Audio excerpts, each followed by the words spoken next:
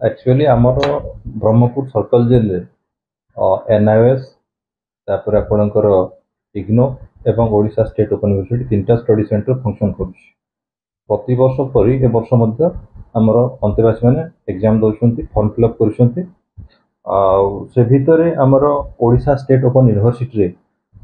6 जन पिला परीक्षा दे फॉर्म फिलअप कर भितर सब्यसाची पंडा जड़े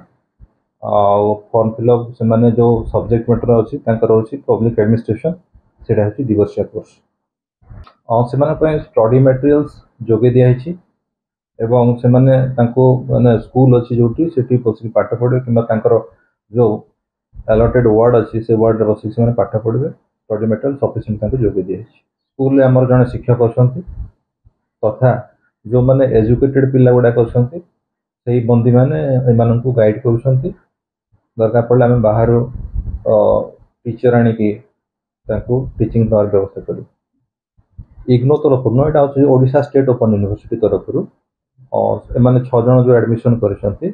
बाहर भी दरकार पड़े टीचर आसवे लेक्चरर आसवे से पाठ पढ़े कौटी नवाक हेनी ये आम स्टडी सेंटर अच्छी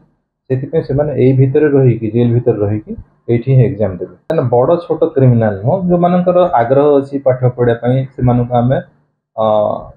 उत्साह करुचु सुजोग दिहूँ पाठ पढ़ाई समस्त को सुजोग कौन बड़ छोट किसी ना समस्त सुजोग सृष्टि कर पाठ पढ़ा तो एक्चुअली 10-12 वर्ष हो गला चली किंतु एबे अधिक अधिक संख्यार प्रति वर्ष बढ़ी बढ़ी संख्या चली बर्तमान आमर 192 जन पिला विभिन्न